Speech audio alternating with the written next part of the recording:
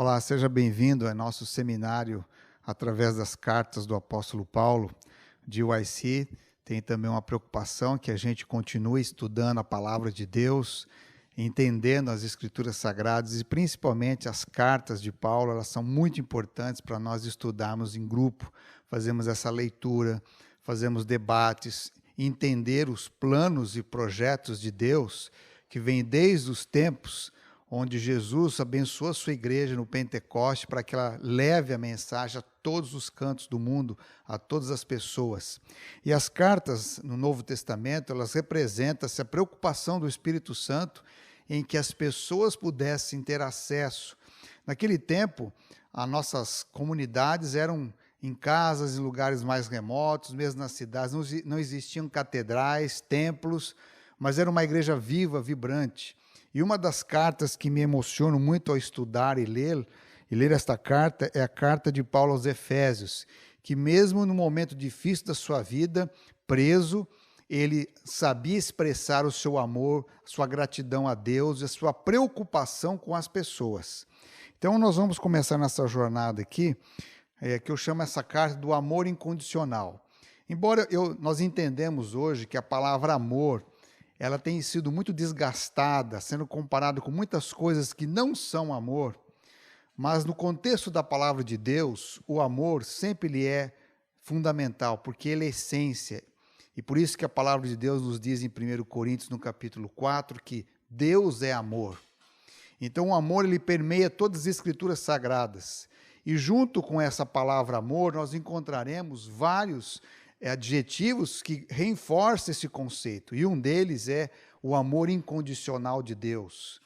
E esse amor incondicional de Deus, ele é muito esclarecido nessa carta de Paulo aos Efésios, para que a gente possa viver essa mensagem. Algum tempo atrás eu recebi essa carta, como vocês estão podendo ler aí, e a pessoa disse assim: pastor, leia essa carta, você vai achar ela muito interessante. É a carta de alguém que abandonou o amor. Então veja o que diz a carta. Não te amo mais. Estarei mentindo dizendo que ainda te quero como sempre quis. Tenho certeza que nada foi em vão. Sinto dentro de mim que você não significa nada. Não poderei jamais dizer que alimento um grande amor. Sinto cada vez mais que já te esqueci e jamais usarei a frase eu te amo. Sinto, mas tenho que dizer a verdade. Já é tarde demais. Essa carta, a primeira leitura dela nos dá a impressão de ser alguém que está se despedindo, de alguém que o amor se esfriou, alguém que desistiu de uma outra pessoa, deste amor incondicional. Mas aí a pessoa disse assim para mim: leia agora essa carta de baixo para cima. E a carta diz assim: já é tarde demais. Sinto, mas tenho que dizer a verdade. Eu te amo. E jamais usarei a frase, já te esqueci. Sinto cada vez mais que alimento um grande amor. Não poderei jamais dizer que você não significa nada. Sinto dentro de mim que nada foi em vão. Tenho certeza que ainda te quero como sempre quis. Estarei mentindo dizendo que não te amo mais. Você observa que essa leitura, ela nos mostra dois lados de um mesmo texto.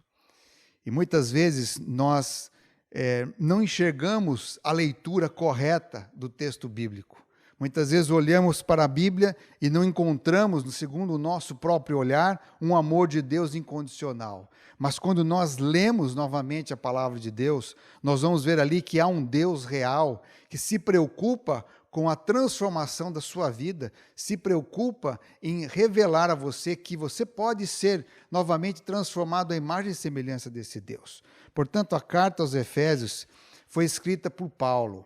Paulo ele era um jovem, um teólogo, um advogado, uma pessoa muito bem preparada até os seus 30 anos.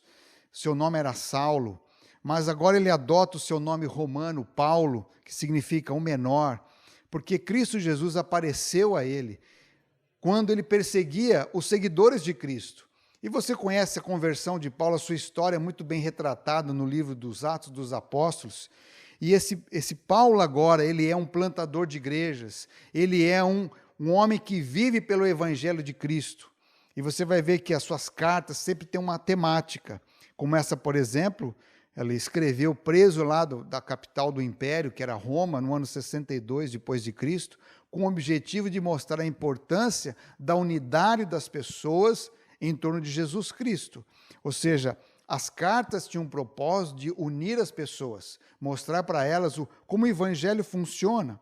E você vai ver aqui que Paulo, ele antes de escrever essa carta, ele foi um dos que plantou a mensagem do evangelho nessa cidade. Ele é como diz Atos 19, ele trabalhou pastoreando essa cidade por 2 anos, fez o melhor que ele pôde. Era uma cidade muito complicada. E você vai ver aqui algumas coisas interessantes que ele destaca quando ele escreve a carta. Por exemplo, esta é a única igreja que recebe 2 cartas apostólicas, vamos assim dizer, a de Paulo, como também a de João no Apocalipse. E ambas cartas destacam essa vivência do amor que os cristãos em Éfeso possuíam. Paulo faz parte dessa carta de Paulo, ela faz parte de uma série de cartas que ele escreve da prisão, como a carta aos Colossenses, Filipenses, Filemão, 2 Timóteo. Ou seja, Paulo ele está preocupado, e mesmo quando ele está retido numa prisão injustamente, ele não permite que essas injustiças impeçam a ele de comunicar o evangelho de Cristo. Aí está uma lição muito importante e valiosa para nós, que mesmo quando nós estamos limitados, quando a nossa liberdade religiosa ela é impedida, ainda há espaço para nós comunicarmos o projeto de Jesus Cristo, o evangelho. A cidade de Éfeso teve grandes pregadores, como o próprio Paulo, Apolo, Timóteo, João. Foi uma igreja muito abençoada. Mais da metade dos versos da carta aos Efésios também você vai encontrar na carta aos Colossenses, porque tinham situações muito semelhantes. Efésios, de 1, 3 a 14, constitui o mais longo texto contínuo nas escrituras traduzidas do grego, no Novo Testamento. É como essa oração de Paulo, esse desejo dele de ver o Cristo Jesus sendo personificado na vida das pessoas. Paulo, através da carta aos Efésios, no capítulo 5, diz que é o mais lindo quadro do relacionamento de um casamento cristão, onde ali ele descreve o relacionamento entre Deus, em Jesus, e a igreja, o relacionamento entre um homem e a sua esposa. E é muito valioso esse relacionamento, porque ele vai permear muitas outras informações que ele vai dar nessa carta.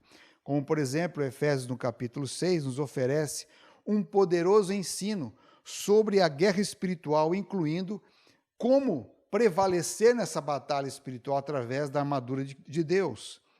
A frase, por exemplo, em lugares celestiais, aparece 5 vezes na carta e não aparece em nenhum outro lugar no Novo Testamento. Ele enfatiza também sobre a personalidade do Espírito Santo.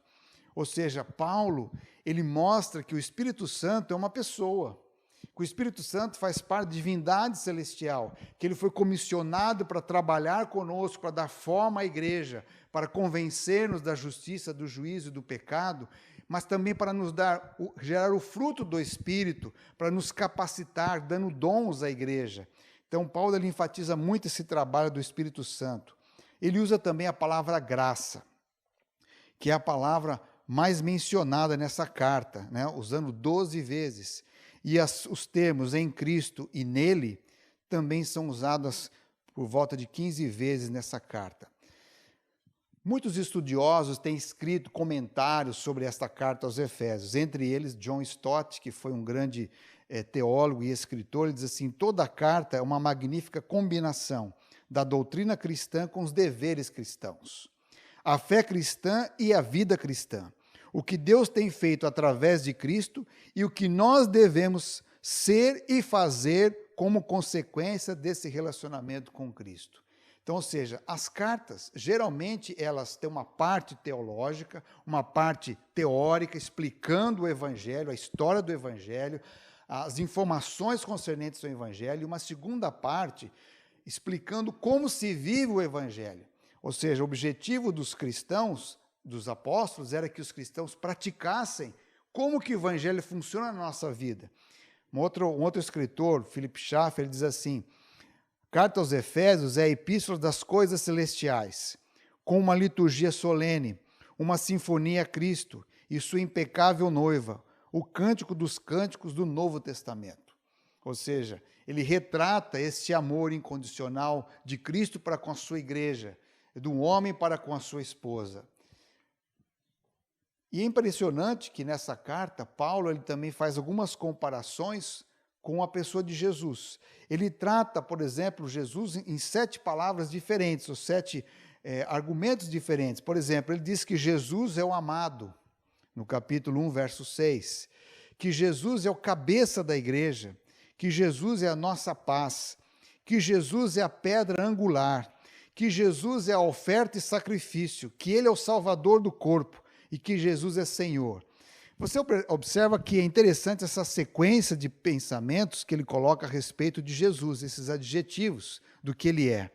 Começando com um amado e por último como Senhor.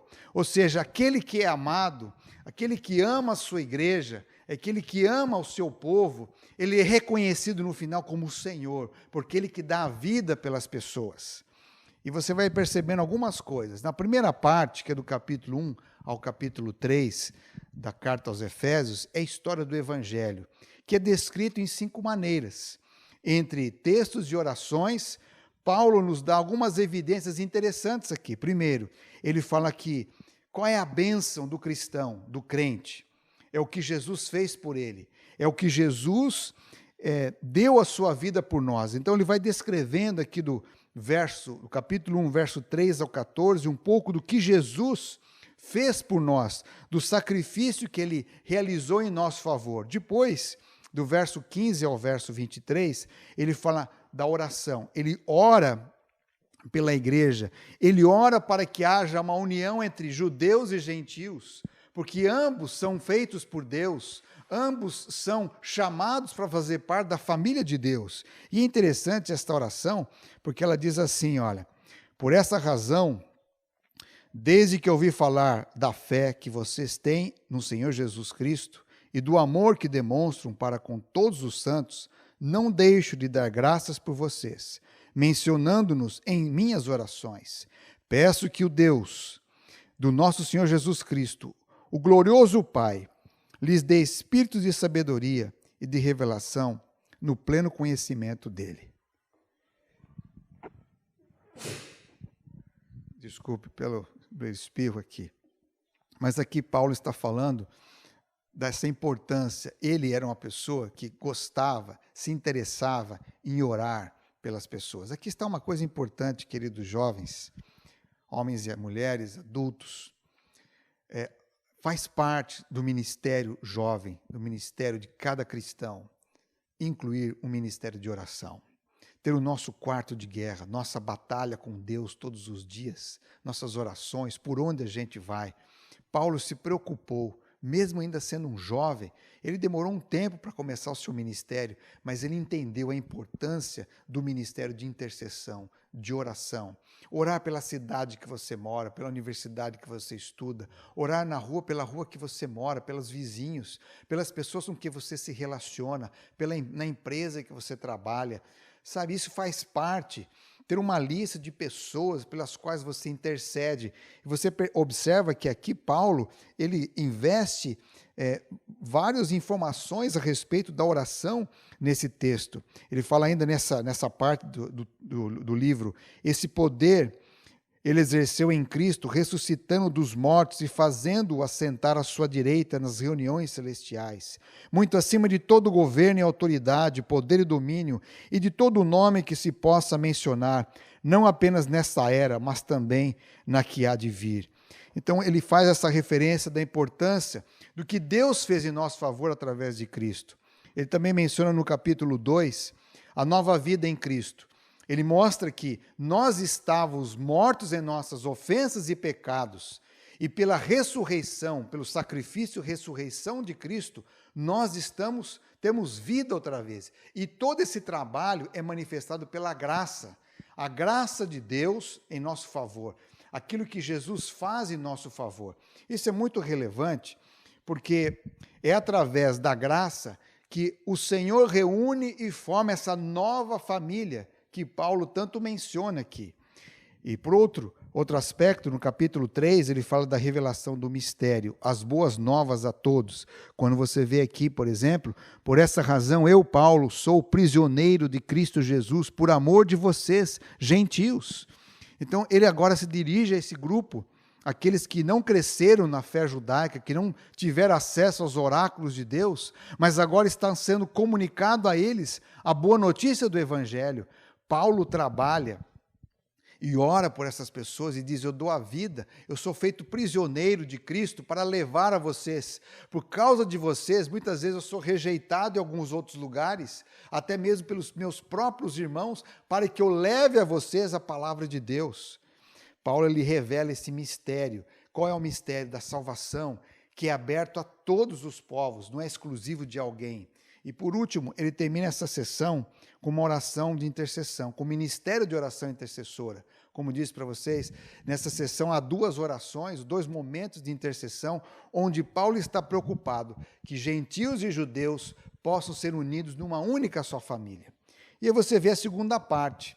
A segunda parte é a nossa história de vida, como o Evangelho alcança e afeta a nossa vida. Como o Evangelho é o poder de Deus para restaurar a gente. Então nós vamos ver aqui alguns aspectos interessantes que aparecem no capítulo 4 em diante. Então essa sessão do capítulo 4 até o capítulo 6, verso 20, nós temos 5 partes também. Nós temos a primeira delas é uma igreja, a igreja é uma família. Então ele compara a igreja como um corpo e o trabalho dela em unidade, ou seja, o um aqui é importante, porque o um trata dessa, nós temos um só Senhor, uma só fé, um só batismo, um só Espírito, guiando a igreja para que forme um só corpo, um só rebanho. Você também vê no capítulo 4, verso 17 em diante, como viver a fé cristã, como acontece essa nova vida. Depois ele fala sobre o casamento, sobre a família e sobre o trabalho. Ele termina falando sobre a armadura do cristão e a bênção que o Senhor exerce sobre o seu povo. E algumas partes são muito interessantes. Como é que se vive esse amor incondicional dentro do contexto do Evangelho? Então, algumas coisas aqui. Uma delas, eu destaco esse texto, citando o manuscrito de Ellen White, de 1903, ela diz assim, indico-lhes as palavras do apóstolo Paulo no capítulo 4 de Efésios. Esse capítulo todo é uma lição que Deus deseja que aprendamos e pratiquemos. Olha que interessante. O que quer dizer esse capítulo 4? E depois nós vamos ver os outros 5 e 6. Algumas coisas. No capítulo 4, nós encontramos aqui algumas instruções interessantes que o apóstolo Paulo ele coloca aqui. Ele fala como deve proceder as pessoas. Então, por exemplo, ele fala aqui, para deixarmos a mentira e vivermos a verdade. Abandonarmos a raiva e praticarmos a paz. Abandonar o roubo e praticar a generosidade. Deixar a fofoca de lado e praticar o encorajamento. Não praticar a vingança e exercer o perdão. Abandonar a promiscuidade e exercer o autocontrole. Abandonar a bebedice e ser enchido ou cheio do Espírito de Deus. Então ele vai descrevendo isso aqui no capítulo 4 e 5, ele vai falando várias coisas. Olha, nenhuma palavra torpe saia da boca de vocês, mas apenas o que for útil para a edificação dos outros. Não entristeçam o Espírito Santo de Deus, com o qual vocês foram selados para o dia da redenção. Livrem-se de toda amargura, da indignação, da ira, da gritaria, da calúnia, bem como de toda maldade. Sejam bondosos e compassivos uns para com os outros, perdoando-os mutuamente, como Deus os perdoou em Cristo Jesus. E aí vem uma palavra interessante. Portanto, ele diz assim, sejam imitadores de Deus como filhos amados, e vivam em amor, como também Cristo nos amou e se entregou por nós como oferta e sacrifício de aroma agradável a Deus. Então, Paulo está preocupado que toda essa teoria do Evangelho, ela possa entrar no nosso coração e Deus, no seu poder, transformar a nossa vida numa vida diferente, uma nova vida. deixarmos de ser vivos mortos para ser vivos vivos. Porque no capítulo 2 ele fala que nós estamos vivos, mas estamos mortos nos nossos pecados, nas nossas transgressões. Nós estamos vivendo a mentira, a raiva, a fofoca, a vingança. Estamos vivendo essas realidades. E agora ele vem apresentando um evangelho no qual Deus trabalha para mudar a nossa vida. E é isso que é a beleza da fé cristã, porque ela não deixa a gente como ela nos encontra. O trabalho do Espírito Santo é nos transformando à imagem e semelhança de Cristo. E aí está a grande beleza da graça. A graça não me autoriza a viver no pecado. A graça me dá oportunidade para que eu abandone o pecado, para que eu crie instrumentos, para que eu viva uma nova realidade. Muitas pessoas pensam que o evangelho atual foi modificado, que o amor nos permite tudo. O amor, ele cobre todas as transgressões. Mas é por causa do amor que nós somos levados a uma nova vida. O amor levou Jesus a dar a sua vida por nós. Mas o que matou Jesus na cruz são os nossos pecados. A iniquidade consumiu Cristo na cruz. Mas ele ressuscita para que agora a sua graça, ela ganhe essa batalha, essa vitória. Por isso que todo ser humano, quando começa a compreender o Evangelho, que Jesus trabalha na sua vida, que o Espírito Santo vem formar este fruto do Espírito em nós, nós vamos abandonando os velhos hábitos, a velha vida, e assumimos uma nova postura, uma nova vida. Você vai ver aqui algumas coisas interessantes. E ele mostra, Paulo agora, quais são os sinais do Espírito Santo nessa vida do povo de Deus, nessa vida de você, jovem, você adulto que aceitou a Cristo como Senhor e Salvador da sua vida, que foi batizado, que entrou num processo discipulado. Como disse Jesus lá em João capítulo 8, para aqueles que creram nele, ele disse assim: verdadeiramente sereis meus discípulos, se vocês permanecerem na minha palavra. E ao permanecer na minha palavra, vocês encontrarão a verdade, e a verdade vos libertará. Olha que processo maravilhoso do discipulado. Ou seja, o discípulo, ele vai sendo moldado, ele vai admirando o seu Senhor, ele vai aceitando, assimilando o novo projeto de Deus. É por isso que o Evangelho é o poder de Deus para transformar nossa vida. Então ele diz aqui, alguns sinais do Espírito Santo, você vai encontrar no capítulo 5, verso 19, ele coloca aqui, a partir do verso 15, tenham cuidado com a maneira como vocês vivem, que não seja como insensatos, mas como sábios, aproveitando ao máximo cada oportunidade, porque os dias são maus. Portanto, não sejam insensatos, mas procurem compreender qual é a vontade do Senhor. Não se embriaguem com vinho que leva à libertinagem, mas deixem-se encher pelo Espírito, falando entre si com salmos, hinos e cânticos espirituais, cantando e louvando de coração ao Senhor, dando graças constantemente a Deus Pai por todas as coisas, em nome do nosso Senhor Jesus Cristo. Sujeitem-se uns aos outros por temor a Cristo. Vamos destacar alguns pontos aqui. Os sinais do Espírito na vida dos cristãos seria cantar juntos. A música cristã, ela é muito importante porque ela retrata essa experiência celestial em nossa vida. E ele diz tanto cantar juntos quanto cantar sozinhos. Na nossa vida deve ser um cântico de louvor a Deus. E aí que ele usa, interessante, usam três palavras importantes: hinos, cânticos espirituais e salmos. E aqui ele está abrangendo uma visão ampla. Os salmos eram muito recitados e cantados pelos hebreus, pelos judeus.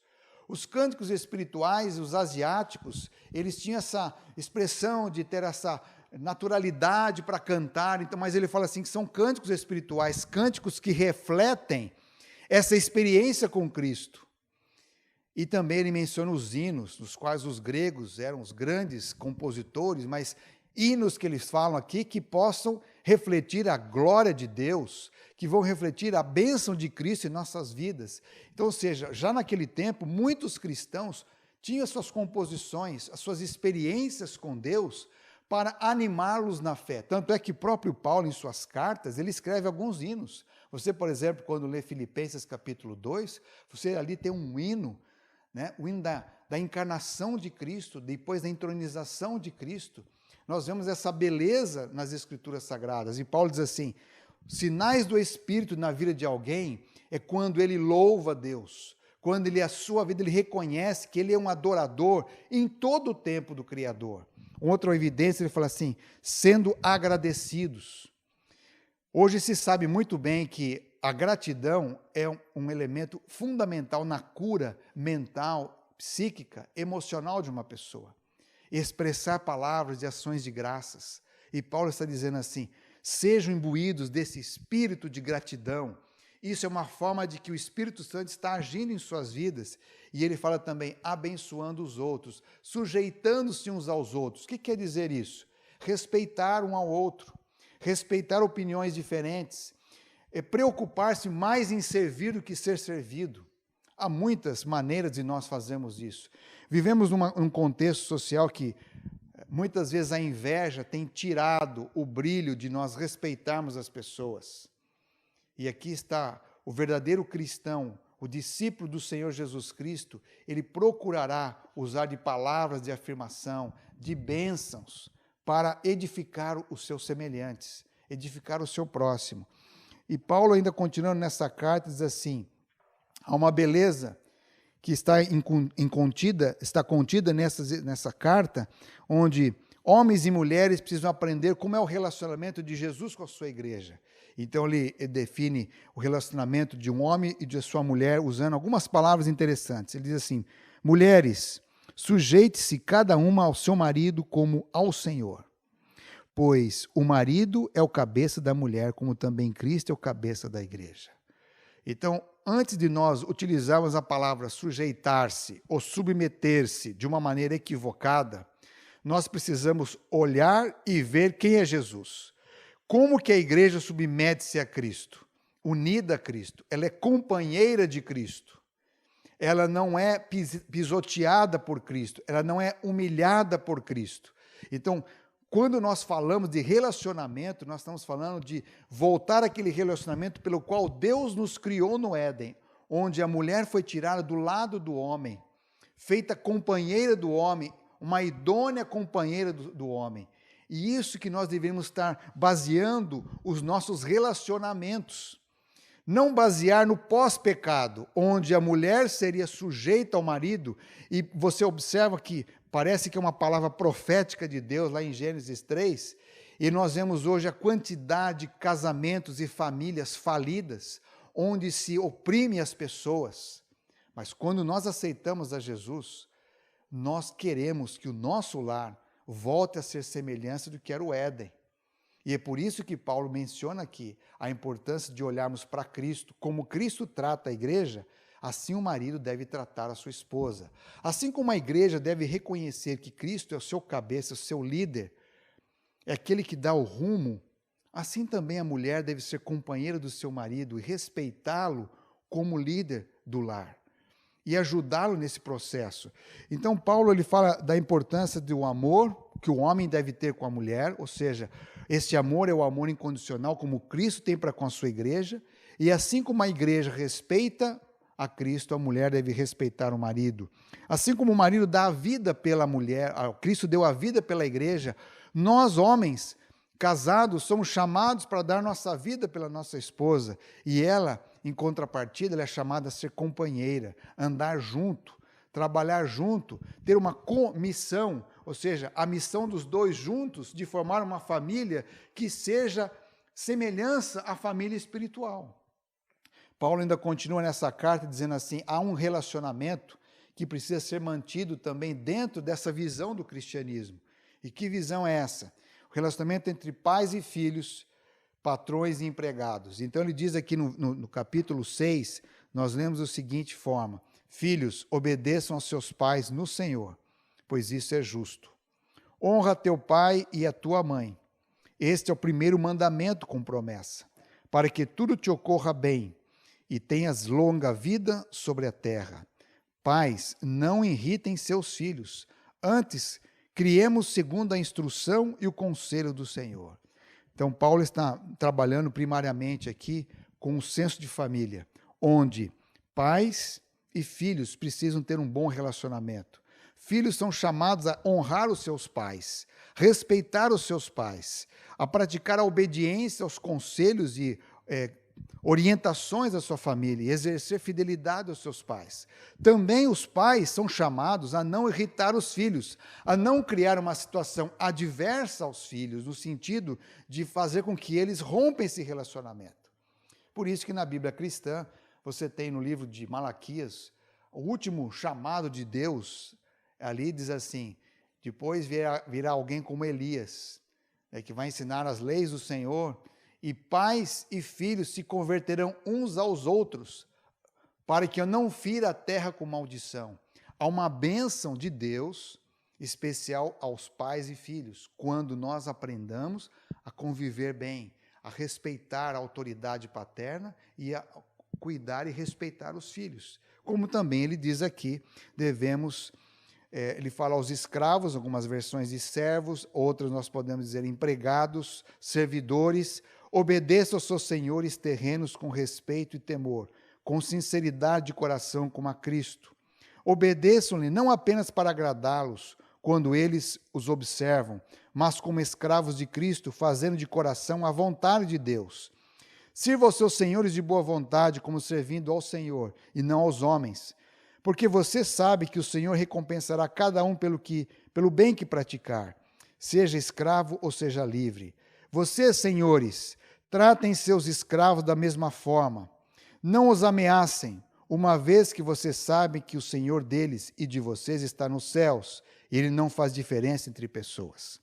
Esse é um tema muito controversial, porque quando nós pensamos em escravos, nós temos hoje, vamos assim dizer, consequências muito graves de tudo que foi escravatura, tudo que vem à nossa mente sobre isso. Na realidade, o plano de Deus é que jamais existisse algum tipo de escravidão ou opressão. O Senhor, e nós encontramos isso em muitos textos proféticos, Deus é contra qualquer forma de opressão. Seja dentro de uma casa, seja numa empresa, num lugar de trabalho, seja numa instituição religiosa ou não religiosa. Deus espera que todos sejam líderes ou servidores, colaboradores ou patrões. Que nós entendamos isso aqui, o Senhor não faz diferença entre as pessoas. Por isso, quando nós ocupamos uma posição de liderança, nós devemos entender que a nossa liderança é para servir. Nós devemos facilitar o trabalho para que aqueles que trabalham conosco tenham um ambiente agradável, um ambiente que ele vê Jesus Cristo através de nós. E, ao mesmo tempo, aqueles que trabalham devem fazer o seu trabalho com dignidade, com respeito, com fidelidade, para que também os seus líderes enxerguem Jesus através do seu ato de servir. E essa é uma questão muito complexa, porque nós temos inúmeras lutas de classes. Na nossa sociedade, a gente lida demais com isso. Lida com ideologias que tentam destruir a diferença entre as pessoas, povos que têm suas castas sociais. Queridos, o Evangelho, ele é a pura verdade de Deus que nos liberta de toda forma de opressão, e toda forma de desigualdade, toda forma de racismos, toda forma de prejuízo social. Muitas vezes, quando nós olhamos para a sociedade, nós nos assustamos, porque muitas vezes nós compramos brigas ou embarcamos em situações pelas quais Deus não nos chamou. E Deus nos chamou para viver este Evangelho, tratar com respeito, com dignidade, toda e qualquer pessoa, independente da escolha dela. Nós podemos ensinar a verdade e devemos fazê-la em todo o tempo, mas sempre no Espírito de Cristo, sempre ajudando a pessoa a se levantar da condenação pela qual ela vive. E você vai entender aqui que nessa carta, para viver isso, o apóstolo fala assim: vocês precisam ser revestidos da armadura de Deus, que está no capítulo 6, verso 10 a 18. E nessa explicação, Paulo utiliza de figuras de linguagem do Antigo Testamento. Ele empresta de Isaías, no capítulo 11, verso 5, 49, verso 2, 59, verso 17, figuras que ilustram qual é essa armadura de Deus. E essa figura, ele vai tirando daquele personagem que é o próprio Senhor, lá no livro de Isaías, que está vestido como o Senhor dos Exércitos, que Paulo está dizendo? Nós precisamos ser revestidos de Jesus Cristo, porque Ele é o nosso Senhor dos exércitos. Então, use o cinto da verdade, coloque a couraça da justiça, use as sandálias, que é o evangelho da paz, caminhando e ensinando que você pode ver Deus agindo através de você. Use o escudo da fé, coloque o capacete da salvação e trabalhe com a espada, que é a palavra de Deus. Ou seja, ele utiliza dessas ilustrações que vêm todas elas da figura do Deus eterno que Isaías vê. E Paulo está dizendo assim, vistam-se de Cristo. Isso é vestir-se de Cristo. Porque quando você entende isso, você vai compreender que você está vivendo uma batalha, não das coisas humanas, mas nós estamos inseridos numa batalha espiritual, num reino das trevas, onde você que recebe a luz de Cristo vai batalhar, não contra pessoas, mas contra as hostes do mal. Por isso que muitas vezes nós confundimos. Às vezes nós expulsamos as pessoas e ficamos com Satanás. Mas Jesus aprendeu a expulsar Satanás e ficar com a pessoa. Nós temos que ter muito cuidado nas nossas colocações e no nosso trabalho dia a dia, porque nós somos chamados para viver a graça de Cristo. Como diz Ellen White, graça quer dizer favor concedido a alguém que não merece, a alguém que está perdido. O fato de sermos pecadores, em vez de excluir-nos da misericórdia, do amor de Deus, torna o exercício do seu amor para conosco uma necessidade definida, a fim de que possamos ser salvos. E foi por causa deste amor incondicional que Cristo Jesus, ao dar a vida por nós e ressuscitar, Ele nos convida nesse dia para nós sermos cheios do Espírito, porque quando nós temos o Espírito Santo, nós temos amor, porque Deus é amor. E Deus nos prometeu, como disse as cartas agora de João, principalmente no capítulo 4 e 5, na qual Cristo Jesus e o Pai vêm morar em nós. E se eles são amor, nós seremos também. Nós viveremos o amor. Porque onde Deus habita, ali haverá amor. Então, a carta dos cristãos, aos cristãos de Éfeso, ela também é aos cristãos de hoje. Aos cristãos de São Paulo, de Nova York, aos cristãos de Portugal, aos cristãos de Angola, aos cristãos da Ásia, aos cristãos da América do Sul, aos cristãos que estão aqui relocalizados no projeto no DIC, não importa onde eu esteja, uma vez que eu aceitei ser discípulo de Cristo, Ele quer dar o privilégio de eu experimentar o amor incondicional em minha vida. Eu lembro que, alguns anos atrás, um pastor convidou um idoso pastor jubilado para pregar na sua igreja. Era um domingo à noite.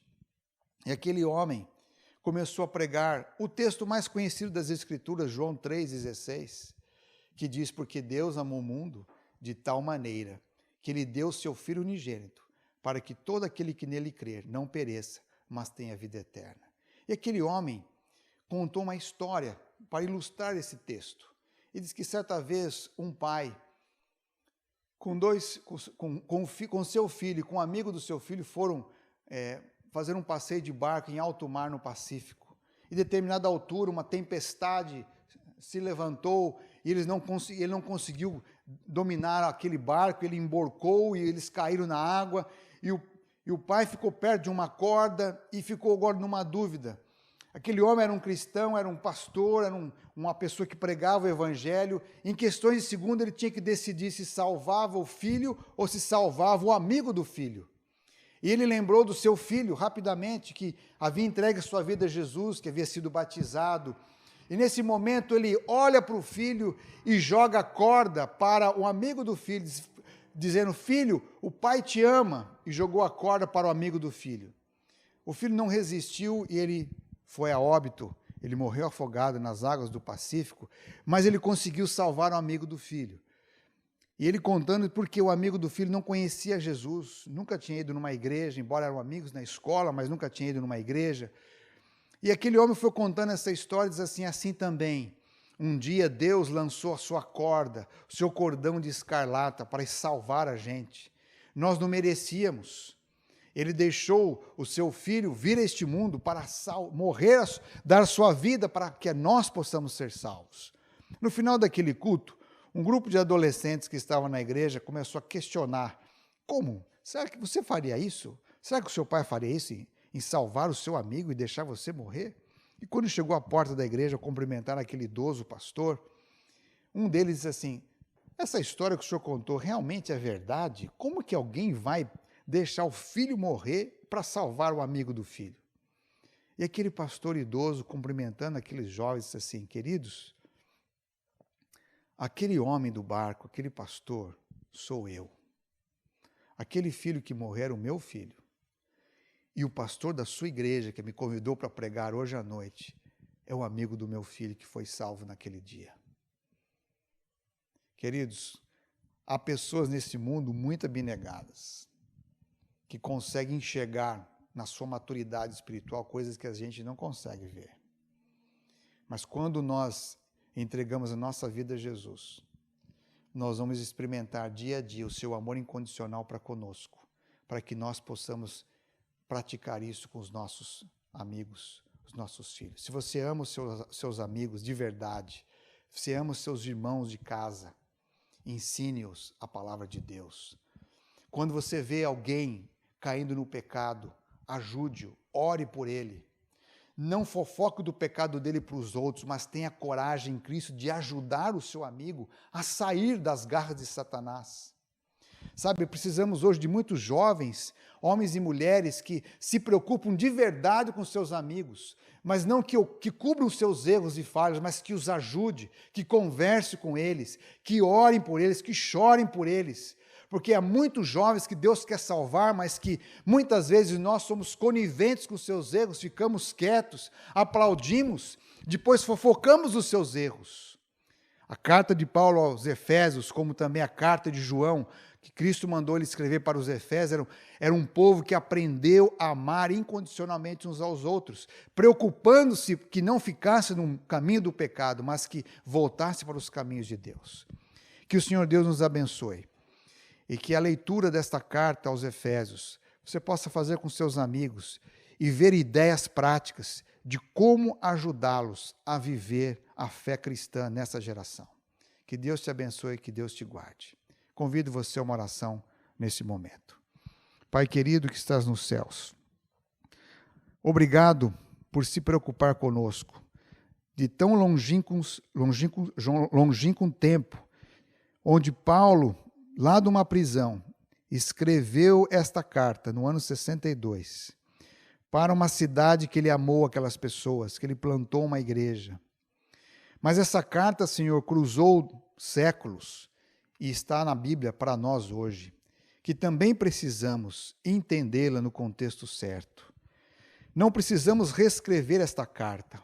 O que precisamos é pedir que Teu Espírito Santo escreva esta carta em nosso coração, para que a gente possa viver o puro Evangelho, um Evangelho real, o Evangelho que tem um conhecimento de Ti e que vivamos isso em nossas ações diárias, a começar de onde estamos, com nossos pais, com o nosso cônjuge, com o nosso namorado ou namorada, a começar com as pessoas que nós trabalhamos, e ensina-nos, Senhor, a enxergar o mundo, as pessoas, com o olhar do amor incondicional de Cristo. Em nome de Jesus.